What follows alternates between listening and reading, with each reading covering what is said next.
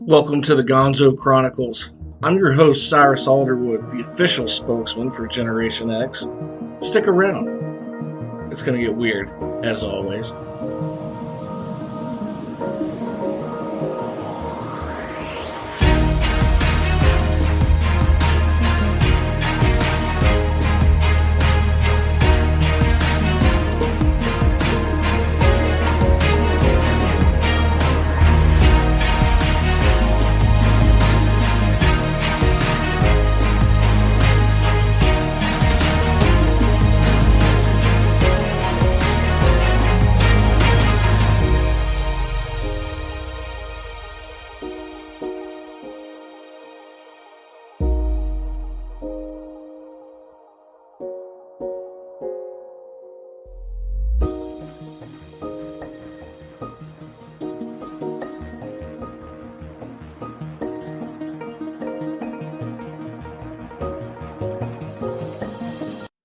Welcome back to the Gonzo Chronicles. This is Cyrus Alderwood.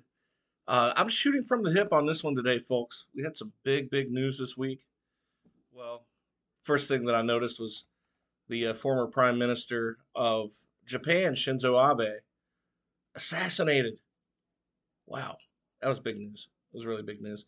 I thought it would actually roil international markets, but it just batted an eye barely. Another big piece of news. I was quite surprised because on Friday, was it Friday? Thursday morning when I got up, I started getting text messages and emails on various social media sites and in my email box, uh, asking me if I knew someone had destroyed the Georgia Guidestones. And I thought, what? So I looked. So sure enough, someone at I guess around 3:34 in the morning, uh, I guess put an explosive device on one of the columns and blew the hell out of the Georgia Guidestones. Now, for those of you who are like, "What's the Georgia Guidestones?" I did a show on this podcast on this quite some while back, actually. It was kind of an interesting story behind the Guidestones because I was actually I was talking about it in regards to the book that I wrote, Revelation Calling, and I guess I'm quite surprised because I guess that book had a little, I don't know about a more well read, but it was I guess the people who knew about it. I was surprised how many people actually knew about it.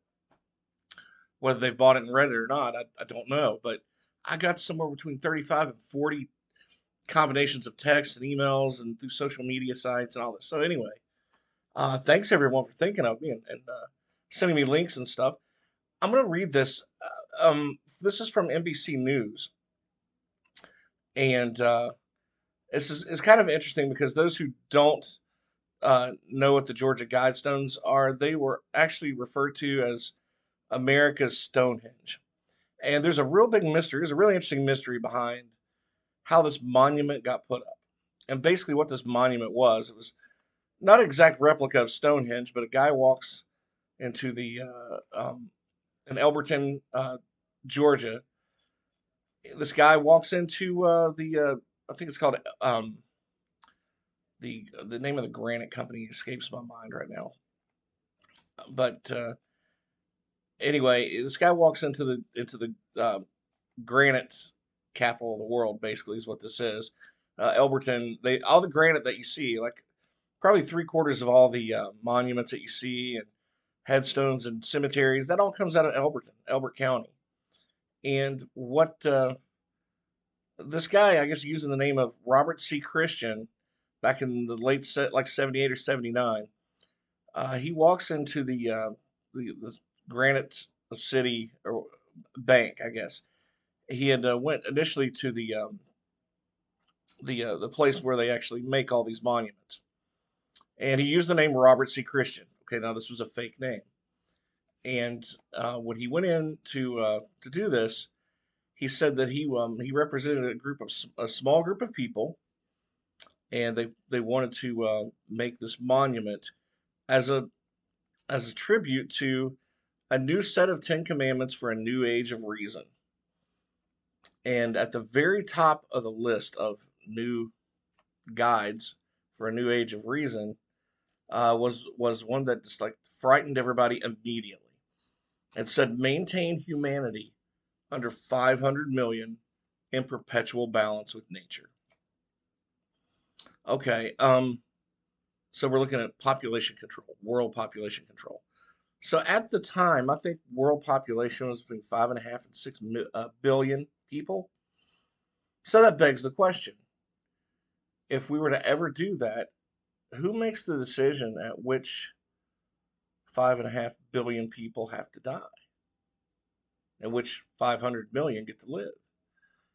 That's a tough question. You'd really hate to put that to a lot of leaders, but there are a lot of folks out there who have been in power, and you'll if you go back and listen to that older show, that have been huge proponents of population control and eugenics for one reason or another. Which I think eugenics is quite an evil thing, and there's plenty of room on this planet. I think so.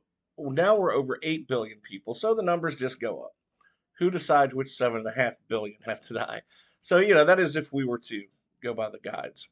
So, anyway, a lot of very, I don't know, they call it right wing, left wing, it's the same bird, right? So, people who are bent on conspiracy theories, especially those on the right, those who may be, religious, they thought it was kind of an evil thing, kind of satanic.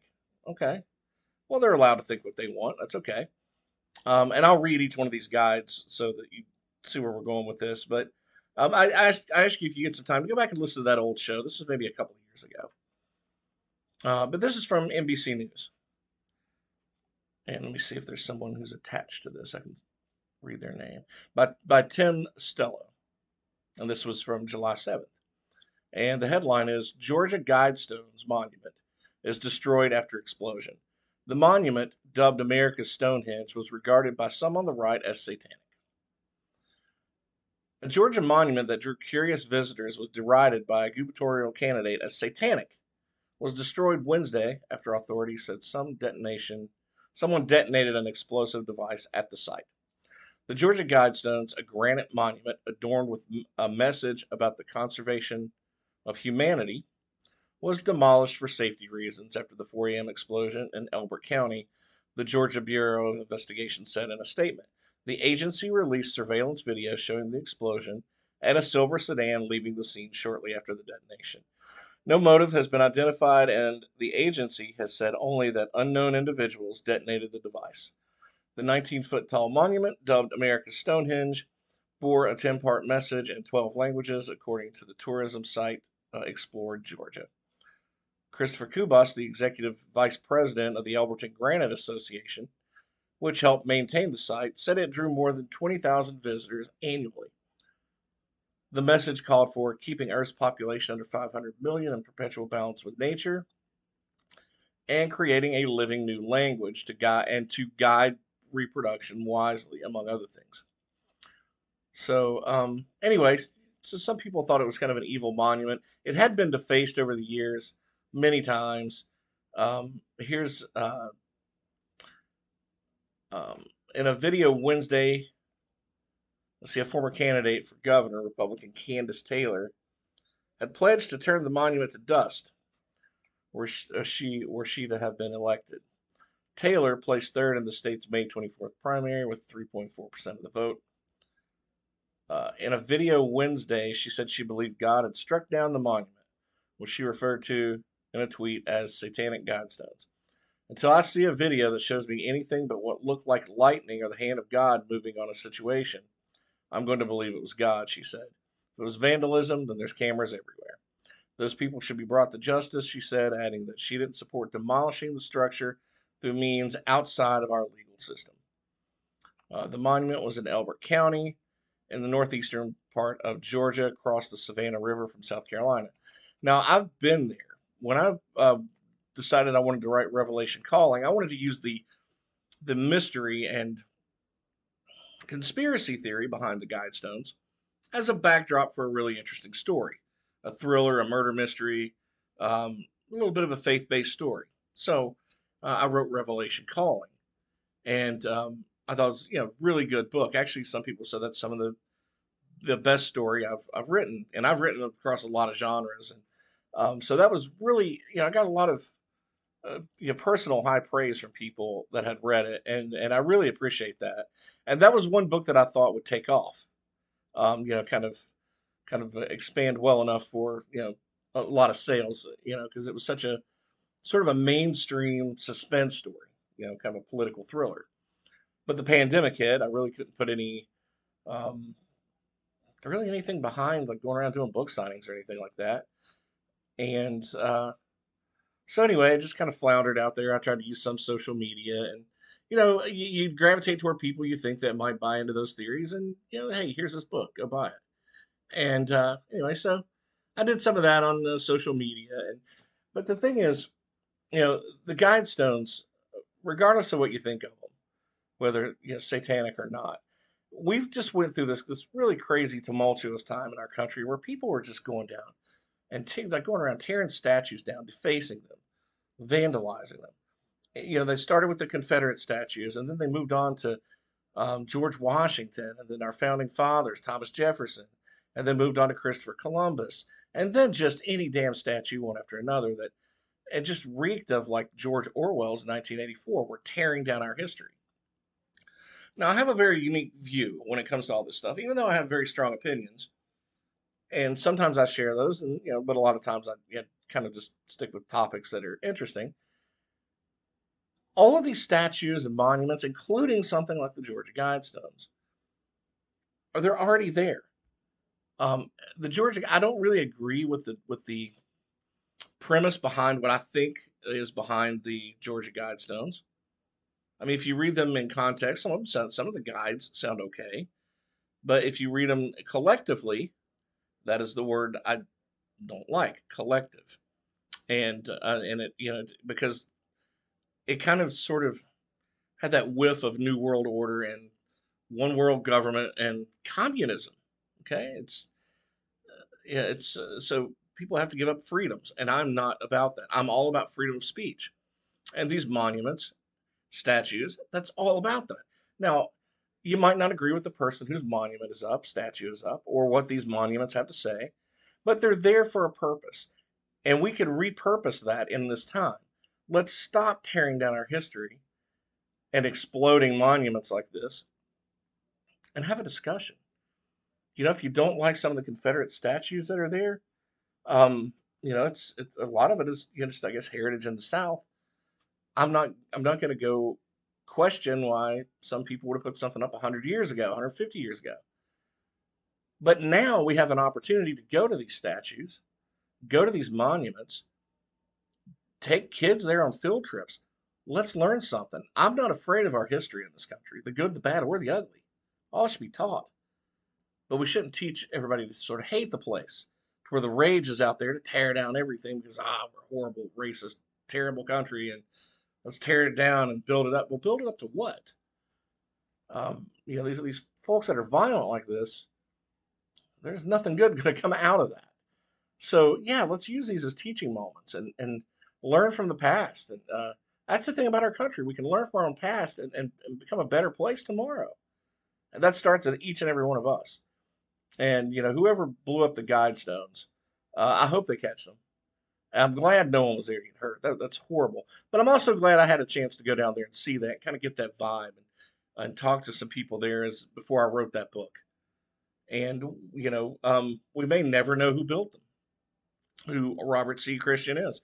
Now there was a documentary that came out that made claim it was somebody, and I have a hard time buying that. I think that was more of a staged event for the documentary, so I'm not really buying that. Um, that it was just that easy for them to find out after all these years of people trying to find out who it was. So, and I'm not going to pitch their documentary, but you can Google it. It's not hard to find. But here's what the Guidestones had to say. Here's the ten guides. One, maintain humanity under 500 million in perpetual balance with nature. Number two, guide reproduction wisely, improving fitness and diversity. Well, yeah, I mean that sounds good on its nature, on its front there, guide reproduction wisely, but what does that mean? Are we going to force people who want to have children to not have children? Are we going to sterilize people? Are we going to choose only certain races? um, improving fitness and diversity. Yeah, I mean, it's all that does sound good, but what if somebody wants a cheeseburger? You're not allowed to eat it. I mean, what kind of tyrannical measures are we going to put on a society that is a free people, or a world that should be full of free people, freedom, liberty, like the real thing? I'm not talking about what your government gives you, but what we get from God. Unite humanity with a living new language. Well, what language are we going to be speaking?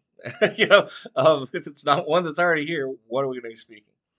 Uh, the next one, number 4, rule passion, faith, tradition, and all things with tempered reason. Again, sounds like a reasonable thing, but what if it's your tradition and you got to curb that or give up half of what you think your tradition is because other people are offended or it doesn't fit the version of tempered reason of whoever's in control? I mean, each one of these have pros and cons, and this is why it's important that the thing is up. Let's discuss them. Let's yeah, that's why they're there. So blowing things up, it's not. You can look up the Guidestones if you want to read the rest of the guides, but it did kind of strike to me as total Green New Deal, sort of world communism, um, population control. Even though some of the stuff sounds like there are good things that come out of it, I mean, if something can smell like dog shit, you could write a poem about it, make it sound like it smells like roses. You know, anybody can be clever with words. So but here's one of the really interesting things about it. Um, that monument actually, it was built during the height of the Cold War, so we need to take that into context too. And when they built it, they said it would survive any kind of you know natural disasters. The creators there that made it said it was any kind of upcoming solar, nuclear, or economic calamity. They wanted it to be able to still be there, and then it just became a subject of conspiracy theories and alleged connection to like Satanism and things like that. I want to thank the folks at Super Talk, Christy Slaughter's show, for having me on. Saturday, they emailed me and said, "Hey, you heard this happened? Can you come on the radio and talk about it?" Because I talked about the book on the radio before and the mystery behind it. Um, but one of the interesting things about this thing, in the event of a world calamity, let's say a nuclear war with Russia, and a lot of people were wiped out, um, the thing actually functioned as a compass, a calendar, and a clock. So they actually had NASA come in. The way they put this thing together was brilliant. They had people from NASA come in to actually line it up astrologically. So not only did it have the guides in English, but it had it in 7 other languages and 4 ancient languages. And it was a monumental, expensive uptaking at the time. But it was put up in 1980. Actually, it was put up. Um, I'm trying to see if I can find a date. But anyway, early March, sometime in 1980, March or April, and it was the Elberton Granite company, Granite Finishing Company, that put it up. That made it. So uh, it was truly a work of art, and yeah, I hate to see it gone. But someone obviously got way too carried away, and I hope they're brought to justice. Glad no one was hurt, so that's the important thing right there. But yeah, this thing will forever go down in conspiracy theory lore. It's not going anywhere at this point, because now it's kind of carved in stone, so to speak, that this monument was up there, and well,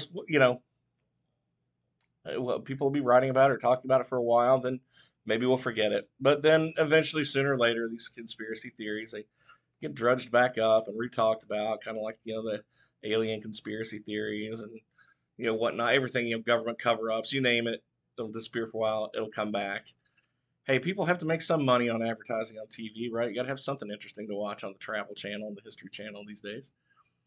But I do want to say a special thank you to a buddy of mine and a listener of the show, Jason H., um, who alerted me earlier. He was actually defending my honor somewhere on social media, maybe on Facebook, that someone made a comment calling me QAnon over the Revelation Calling book and maybe this my interest in the Guidestones. Okay. Hey, first of all, Jason, thanks for that.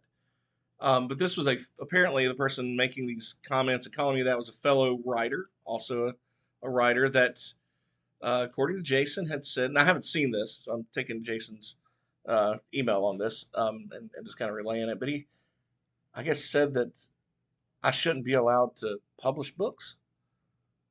I guess calling for my censorship. A fellow writer calling for my censorship, calling me QAnon.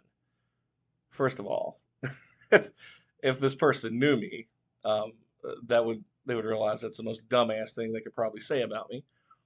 So, whoever this magical person is on social media that wants to think I should be banned, I shouldn't be allowed to publish, um, get your happy ass on Podbean. Go all the way back to my first podcast when my very first episode. I held off doing this show because I wanted my first guest to be a QAnon influencer on social media that had 50,000 followers, I think, on Instagram.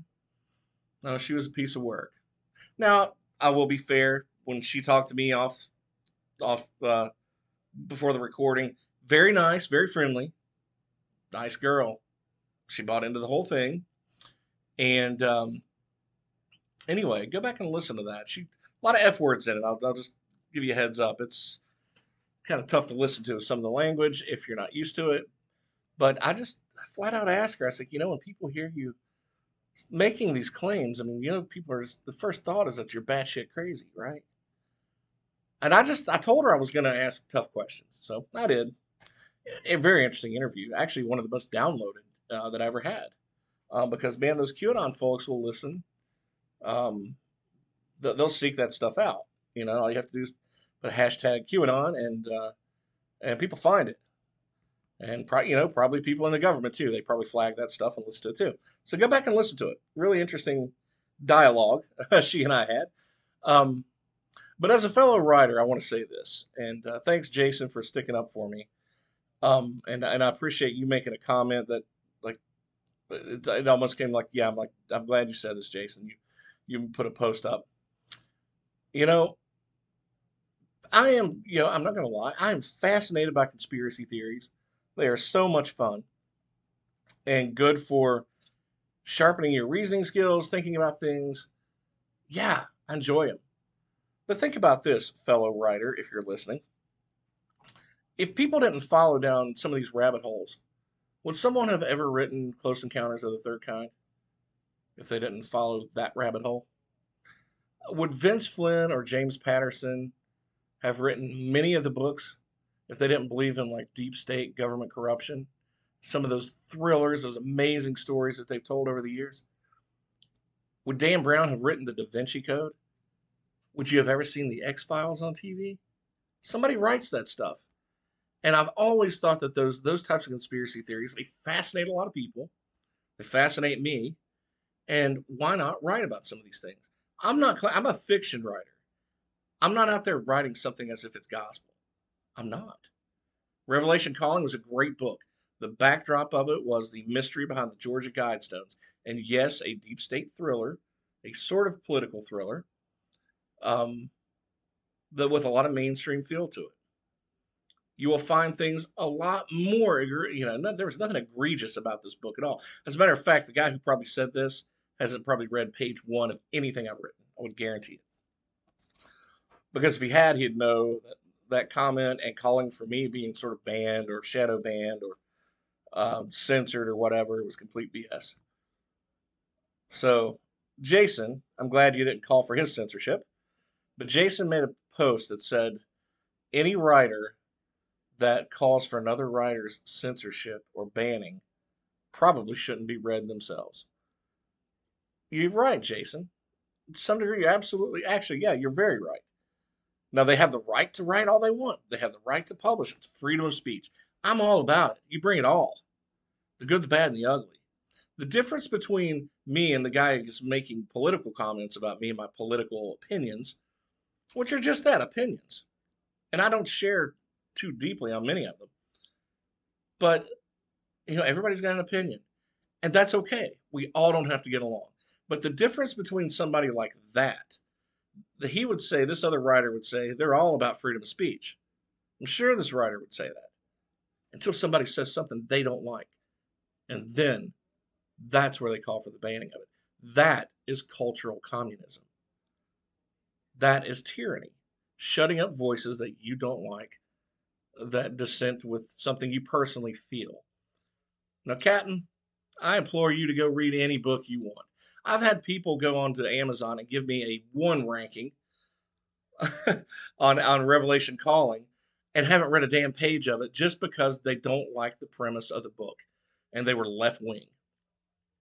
I can't help it. They don't leave comments because they left comments, and anybody that read the book would be like, yeah, those comments are sort of don't jive with the story. Anyway, I write some fun stories. I was really hoping Revelation Calling would be one of the books that take off. It's a great story. It's a fun story. And I'm not done writing stuff like that. So, by the way, if you want to go on social media and tell people I should be banned all day long, damn it, do it. I love it. That way more people know who the hell Cyrus Alderwood was, and they might actually go out and buy a book. That I would appreciate greatly. I'll take the free publicity, Captain. Anytime a left winger thinks they want to shut me up, hey, listen, I'm not going to shut you up. I have no intent on it because I truly do believe in freedom of speech. And we all have that. So freedom of speech is to protect that that's unpopular too, even the most unpopular. Folks, remember that. Thank you, everybody, for keeping up with the Gonzo Chronicles. I really freaking appreciate each and every one of you. And if you get an opportunity, you haven't bought one of my books. Inflation sucks, but my prices aren't going up. By the way, Amazon actually, for whatever reason, I'd sell Revelation Calling at $16.95. But for whatever reason, they've got me my paperback under $5. For whatever reason, Amazon's decided to discount it. So if you buy it, I don't even know if I'm getting paid for it. I don't even know if I'll get a paycheck on any of it that's sold now, but it's out there. So if you want to read it and it's under $5, go ahead and go get it. Paperback. The Kindle version's under $5 too. At least if you buy the Kindle version, I know I actually get a cut of that. So I'll probably only make about $1 or so a book. I didn't want to raise the prices that were outrageous. If I was world renowned, I could sell one at $29.95, but nah, we all work too hard for our money. And a book is like a mini vacation anyway in your own head. So, and that on that note, before I leave, everybody, if you have a chance, drop me an email or find me on social media. Tell me what you're reading. What's on your summer reading list? Summer will be over with soon. We'll all be back to, I guess the kids will be back to school. I guess parents are still working all the time anyway. If you have vacation this summer, what book you taking to the beach? Hit me up, let me know. I'm always looking for a good book to read. Thanks again, everybody. I will see you on down the road. Cheers.